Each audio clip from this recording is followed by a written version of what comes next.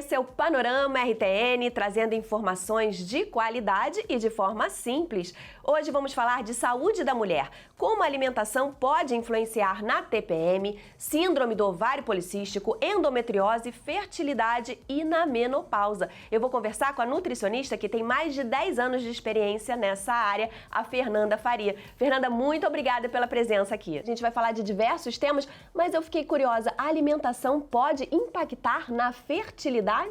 Sem dúvida, essa é uma pergunta que eu recebo muito. Qual é a relação da nutrição com a fertilidade? Eu gosto de fazer uma analogia. Quando a gente pensa em fertilidade, a gente se imaginar como um jardim. Quando a gente vai plantar uma sementinha, a gente tem que cuidar daquele jardim, adubar o terreno, deixar que a terra esteja bem nutrida, e a gente pode considerar esse o nosso corpo como um jardim que vai receber uma semente a ser semeada. Então, é óbvio que a saúde do nosso corpo vai interferir na possibilidade dessa gestação vir a acontecer com maior ou menor facilidade. A gente tem que estar com o nosso corpo bem nutrido, com uma alimentação adequada, para que o nosso corpo esteja apto a se preparar para essa gestação. Então, sem dúvida, a nutrição tem influência direta na fertilidade. E que dicas, então, você poderia deixar para quem está tentando engravidar? Essas mulheres que estão buscando a tão sonhada gestação, é muito importante que tenham atenção à qualidade dos alimentos que estão ingerindo. Hoje a gente sabe que o padrão da nossa alimentação tá, assim, muitos alimentos industrializados, ultraprocessados, carregados de conservantes, de aditivos químicos. Esses tipos de alimentos prejudicam muito a fertilidade da mulher. Além da qualidade dos alimentos, que eu sempre oriento que essas mulheres priorizem alimentos de verdade, comida de verdade, que vem da feira. Você não precisa desembalar, mas sim descascar. Além dessa qualidade, é importante ter atenção também ao peso dessa mulher. Hoje a gente já sabe que o sobrepeso e a obesidade, além do baixo peso, também são fatores que podem influenciar na taxa de sucesso dessa gestação. Então, estar com o peso adequado é muito importante. E aí a gente fala da qualidade da alimentação, né, comida de verdade, controle do peso, e o que pouco se fala é em relação à preocupação que deve existir em relação à exposição aos contaminantes ambientais. Nós nos contaminamos diariamente, seja através dos aditivos dos alimentos, dos conservantes, das toxinas ambientais que vêm através da poluição, do cigarro, da exposição à fumaça. A gente se expõe muito aos plásticos. E hoje já existem muitos estudos falando sobre os riscos para a saúde, não só da mulher, mas também do homem, do excesso da exposição aos plásticos. Então, se a gente puder ir aos poucos trocando os potinhos de plástico por pote de vidro, nunca aquecer os alimentos em potes de plástico, porque todos esses contaminantes derivados de petróleo transferem para o alimento e a gente acaba ingerindo essas toxinas. Então, são pequenos ajustes que vamos fazendo nas nossas rotinas. As panelas de alumínio, se já estiverem muito danificadas, também são fontes de contaminação para a nossa saúde. E todos esses contaminantes, eles influenciam na nossa saúde hormonal. E a gente sabe que se os nossos hormônios não estiverem bem reguladinhos, essa gestação pode acabar ficando um pouco mais difícil de acontecer. Agora vamos falar de TPM. Que alimentos e que hábitos podem impactar nos nossos hormônios? Vamos lá, a TPM, eu gosto sempre de frisar aqui que a TPM não é frescura, né? Nós mulheres, quando estamos no período fértil, estamos sujeitas a essa oscilação hormonal que acontece mensalmente. E todos esses sintomas que vão nos acometendo, né, para umas mulheres de forma mais forte, para outras de forma mais amena, elas são reais, são sintomas reais. Então, os maridos, os companheiros não devem achar que isso é frescura, que é um exagero da mulher, que estão fazendo uma tempestade no copo d'água, porque eu recebo muitas mulheres em consultório que falam isso. Eu fico tão mexida, tão transformada na TPM, o meu marido, meu companheiro, meu namorado, acha que eu estou fazendo um show aqui e eu preciso que exista essa compreensão, né? Esse olhar mais humano para essas mulheres que precisam, sim, de apoio, de compreensão e de acompanhamento, muitas vezes multidisciplinar. Através da nutrição, o que eu posso dizer para vocês, mulheres, é que a intensidade da sua TPM vai ser o reflexo de como foi aquele seu mês, de quanto você se inflamou através dos seus hábitos alimentares e dos seus hábitos de vida, eles vão refletir diretamente e impactar nos sintomas da sua TPM. Então, muitas vezes você não percebe a relação do seu padrão alimentar, da qualidade dos alimentos que você está consumindo com a intensidade da sua TPM. Então, quais são os sintomas mais característicos que a gente verifica na maioria das mulheres nesse período? Variação de humor, a gente sabe que é muito comum. Às vezes aquela vontade louca de comer doce, né? Aquela compulsão, seu paladar fica mais aguçado para doce. Dificuldade para dormir, o humor eu acho que é a característica mais marcante para a maioria das mulheres. Cólicas intensas, todos esses são sintomas que a gente pode amenizar melhorando a qualidade da nossa alimentação. Então, quando eu penso na melhora do humor, já vem logo a ideia de trabalhar com alimentos que sejam fontes de vitaminas que ajudam na regulação desses neurotransmissores que afetam o nosso humor, como a serotonina, por exemplo, né? A gente precisa melhorar o status da serotonina, ficar de bom humor, para ficar mais alegre, menos instável. Então, quais alimentos podem ajudar essas mulheres? Banana, aveia, o grão de bico, o abacate, o cacau 100%, né? Um chocolate, inclusive, com teor de cacau mais alto, pode auxiliar essas mulheres nesses períodos. Então, o humor tem relação com a qualidade da sua alimentação. Por quê? Você fornecendo os nutrientes adequados para a formação da serotonina, você garante essa qualidade de vida. Quando a gente pensa em cólica, tem um chazinho que muitas pessoas relacionam com o sono, que é o chá de camomila, mas que a gente já tem muitos estudos mostrando alívio das cólicas nessas mulheres que são acometidas por esse sintoma no período da TPM. Então, investir num chá de camomila, chá de gengibre, que tem ação anti-inflamatória. Então, são estratégias alimentares que a gente pode se valer para melhorar a qualidade de vida das mulheres nesse período. Eu gosto muito de trabalhar com as minhas pacientes com as sementes também. Semente de girassol, semente de abóbora, semente de linhaça, chia. Essas sementinhas parecem simples, parece uma bobagem, mas elas são fontes de nutrientes importantíssimos para essa regulação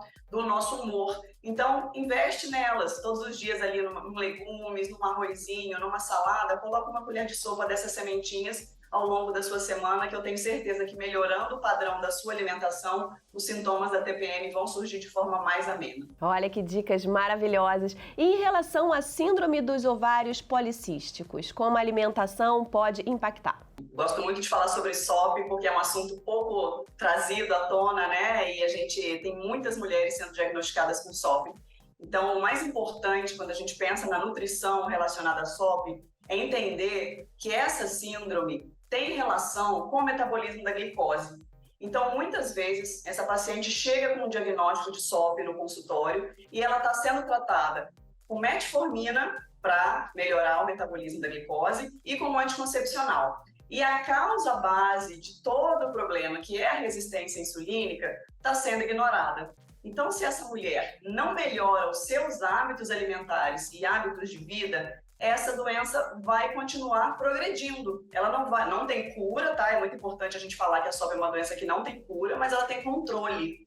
E o controle passa pela mudança de hábitos. Hoje a gente sabe que a SOP é uma das doenças que mais sofre interferência dos hábitos de vida da mulher, tanto positivamente quanto negativamente. Então, não é opção para a mulher que tem o diagnóstico de SOP não mudar de vida. Tem que mudar tanto os hábitos alimentares quanto hábitos relacionados à saúde. A prática de atividade física hoje já vem como um tratamento coadjuvante da SOP.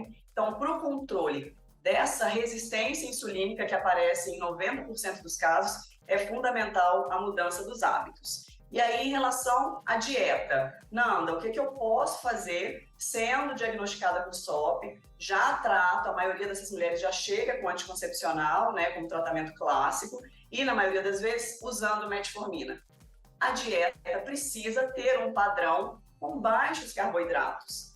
Falamos aqui sobre essa cultura da nossa alimentação, de ter muito carboidrato, essa comida de padaria, né? É muito pão, é muito bolo, é muito biscoito, é muita massa. Esse excesso de carboidratos vai fazer muito mal para essa mulher que tem o diagnóstico da SOP. Então, pensando na alimentação dessa mulher com SOP, é muito interessante a gente ter a preocupação de cuidar não só da quantidade de carboidrato na dieta dessa mulher, que deve sim estar reduzida. A gente já sabe hoje que dietas com baixo teor de carboidrato beneficiam essas mulheres com SOP, mas também deve haver a preocupação com a qualidade desse carboidrato. Então, a gente priorizar os carboidratos que venham das raízes, então as batatas, o inhame, o aipim, os tubérculos são ótimas fontes de carboidratos integrais. Aumentar a ingestão de fibras, então incluir a aveia, o psyllium, que é uma fibra fantástica para a saúde intestinal,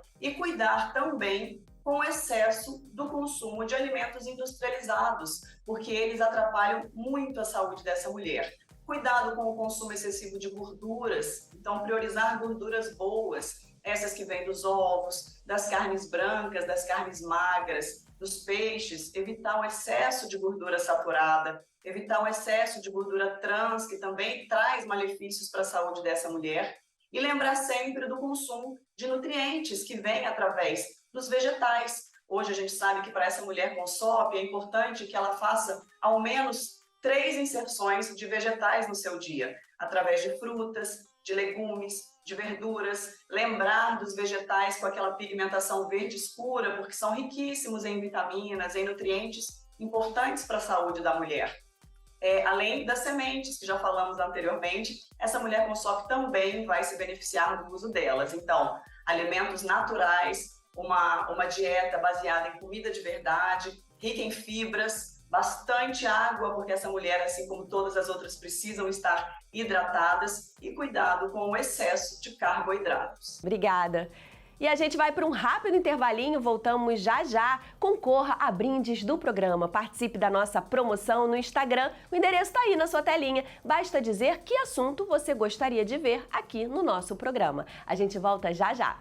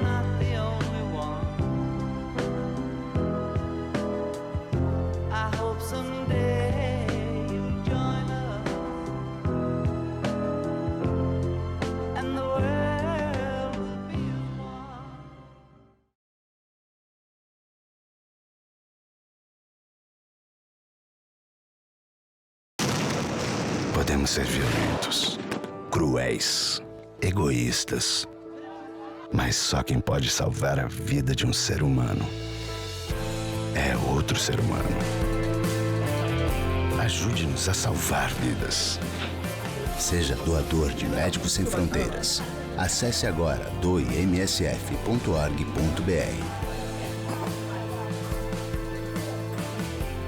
nos cantos esquecidos do mundo, em conflitos armados, nas epidemias. Quando a fome ameaça a sobrevivência, há seres humanos. Pessoas que precisam de cuidados de saúde. Vidas que precisam ser salvas. Seja doador de Médicos Sem Fronteiras. Acesse agora doemsf.org.br. Médicos Sem Fronteiras. Precisamos de você para salvar vidas. Acredite, você pode chegar até as crianças que mais precisam de ajuda. Com comida,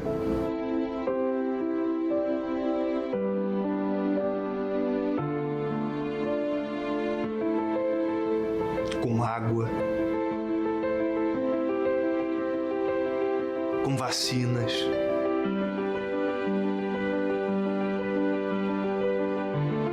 com saúde e educação.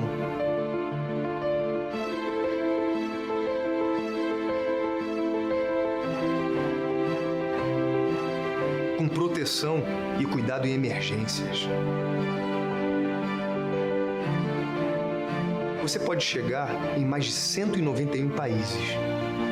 No mundo todo, você pode chegar em qualquer lugar.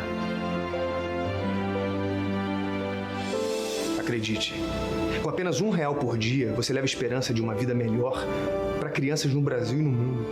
Ligue para 0800 545 1133 ou acesse doeunicef.org.br. Acredite.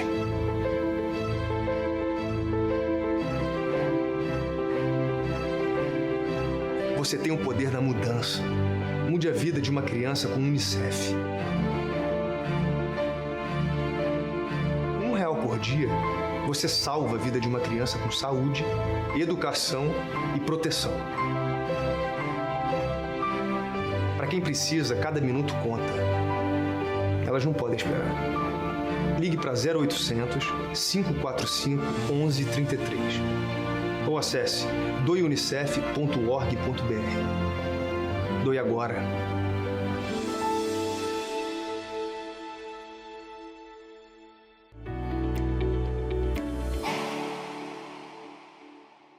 Panorama RTN está de volta e o assunto de hoje é a importância da alimentação da saúde da mulher. Eu estou conversando com a nutricionista Fernanda Faria. Eu queria falar agora de menopausa. Quando a gente fala de menopausa, a gente já pensa em suplementos, né? O que a gente precisa saber sobre esse assunto?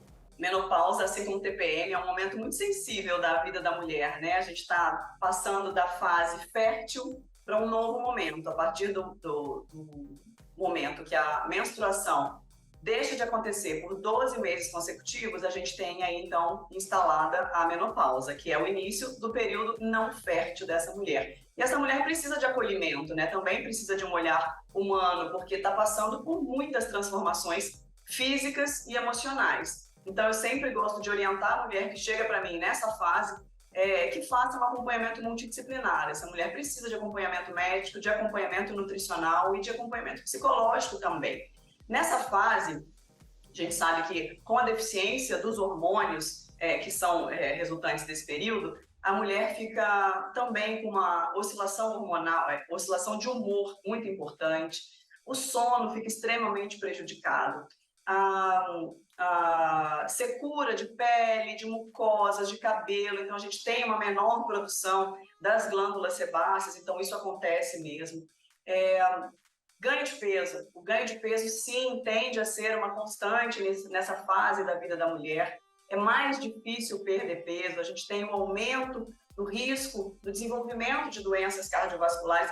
São muitos fatores relacionados a essa fase da vida da mulher. E aí, assim como na TPM, eu falei que pode acontecer de forma mais aguda ou mais amena, dependendo de como essa mulher se comporta ao longo do mês, a menopausa vem muitas vezes como um reflexo dos hábitos que essa mulher teve ao longo dos anos. Como é que está o peso dessa mulher quando ela chega na TPM? Hoje a gente sabe, por exemplo, que o excesso de peso piora tanto a intensidade quanto a frequência dos fogachos, aqueles calorões que acometem a maioria das mulheres que chegam na menopausa. Então, o controle do peso é fundamental para amenizar esse que é um dos sintomas. Quando a gente pensa em sono, a gente tem as estratégias nutricionais aí que ajudam, os chás, né, os chás com ação calmante, posso falar passiflora, camomila, mulungu, a gente tem o kiwi como uma fruta hoje, que a gente já sabe que 2 kiwis ali no momento que antecede o sono ajudam nesse momento da entrada do sono. Para a questão dos fogachos, folha de amora, façam chás com folha de amora, pelo menos 3 vezes ao dia. A gente já sabe que a folha da amora tem uma ação terapêutica muito positiva para amenizar esses fogachos. Farinha de linhaça, a linhaça vem como um alimento muito rico para auxiliar na saúde da mulher nesse momento. Então, façam a farinha de linhaça, comprem as sementinhas, triturem, guardem num pote com tampa na geladeira e ali 3 colheres de sopa ao dia, também da forma mais variada, de forma na salada, no legumes, no iogurte, na sopa. Ela é bem versátil e vai ajudar também nessa regulação hormonal, amenizando alguns sintomas. E o controle do humor, como a gente viu na TPM, se faz muito frequente nessas mulheres. Então, mais uma vez, se valer na alimentação daqueles daqueles alimentos que eu citei lá na TPM, como a banana, o abacate, a aveia, o cacau, o grão de bico, que são fontes de nutrientes importantes para a modulação do seu humor, esses também podem te beneficiar. E mais uma vez, atividade física em associação com uma alimentação balanceada. Hoje a gente já sabe que a prática de atividade física nessa fase da vida da mulher, também não deve ser opção. É obrigatório você entrar, principalmente com uma atividade de força, para prevenir a perda da massa muscular, para segurar um pouco o risco de osteopenia e osteoporose, que a gente já sabe que também estão aumentados nessa fase. Então, sempre associar a alimentação saudável com a prática de atividade física é o melhor caminho. Tá certo. Agora eu queria falar de endometriose, que é uma doença que afeta 1 a cada 10 mulheres entre 25 e 35 anos. Como é que a alimentação pode ajudar a amenizar, né, esses sintomas da endometriose? É um outro assunto que eu tenho muito prazer de trazer à tona, né, a pauta sobre endometriose, porque a gente tem acompanhado um crescente número de casos, né, os diagnósticos vêm aumentando, e que bom, porque a gente sabe que até poucos anos atrás os casos eram subdiagnosticados, então as mulheres vinham com muita dor, com o quadro da endometriose sem diagnóstico. Então, foram muitos anos, né, sem receber o diagnóstico correto e assim, sem o tratamento adequado e correto para devolver qualidade de vida para essa mulher. Eu falei que a SOP é uma doença de caráter metabólico, já a endometriose é uma doença de caráter hormonal. A endometriose é uma doença dependente do estrogênio. Então, essa mulher com endometriose sofre com muitas dores. Sendo uma doença de caráter inflamatório, como é que a nutrição vai auxiliar no tratamento coadjuvante, né, dessa mulher? A alimentação com perfil anti-inflamatório. Mas o que você está falando, Nanda? O que seria uma alimentação anti-inflamatória, né? A gente já sabe que alguns alimentos têm um potencial inflamatório no nosso corpo. A carne vermelha é uma delas. Então, hoje, o que a gente já tem consolidado através dos estudos é que a mulher com diagnóstico da endometriose, que também é uma doença sem cura, mas possível de controle, essa mulher deve evitar o consumo da carne vermelha. Pelo excesso de gordura, ela é um alimento com atividade pró-inflamatória no nosso corpo, então acaba agravando os sintomas dessa mulher que sofre com tantas dores. Então, além de reduzir o consumo da carne vermelha, outras estratégias podem ser interessantes para essa mulher.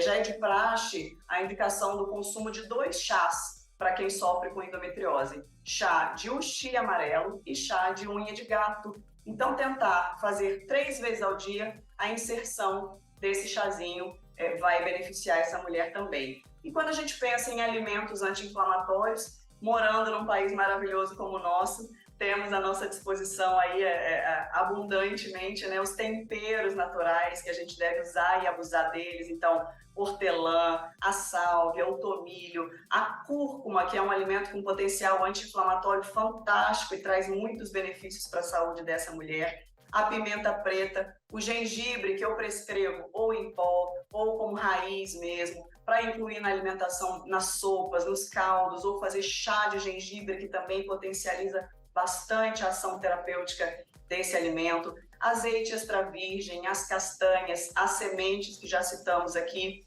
as frutas arroxeadas, então, morango, a framboesa, o açaí. Não estou falando daquele açaí cheio de xarope de guaraná, não. O açaí polpa pura mesmo. O açaí é uma fruta riquíssima em antioxidantes. Então, o cacau, a gente deve investir nos alimentos com potencial anti-inflamatório, que são alguns desses que eu dei de exemplo aqui, e evitar os alimentos com potencial inflamatório. O glúten, por exemplo, existem muitos estudos mostrando que mulheres que já apresentem sintomas relacionados com o intestino se beneficiam com a exclusão do glúten.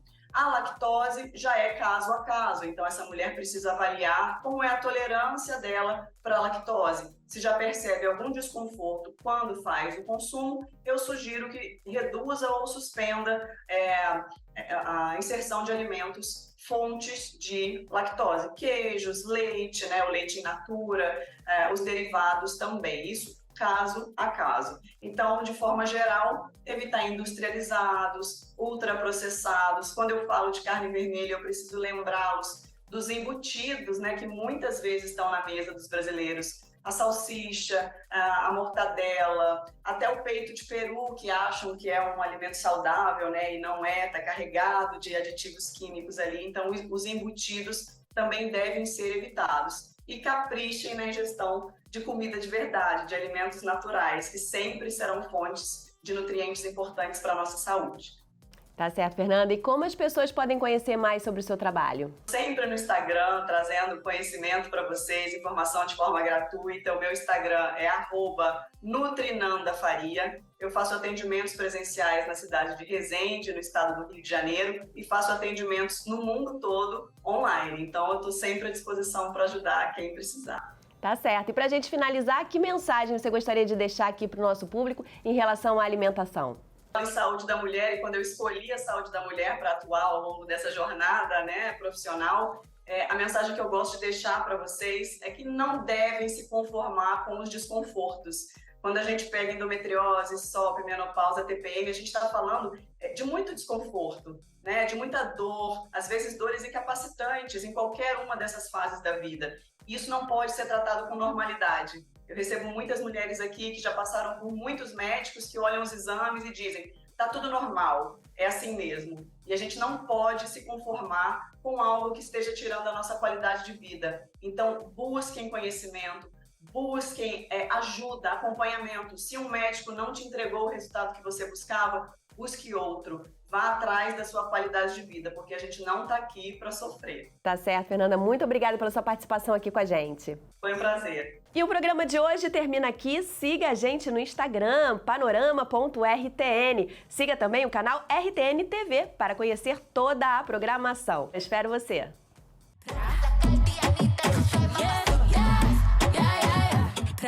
Ponte creativa. Todas las mujeres son hermosas, pero las más que me gustan son latinas. Ella no es lesbiana, pero a veces escondida a su amiga se la tira. Al ritmo de la música ella mueve la cadera, se me pone hiperactiva. Hace las cosas y no la pillan, ya, ya, ya. Hemos hecho de todo, tú di de qué forma y te como yo escojo. Toda esa suciería la volvería a hacer. Ella es mi alma gemela, los dos somos adictos al ser.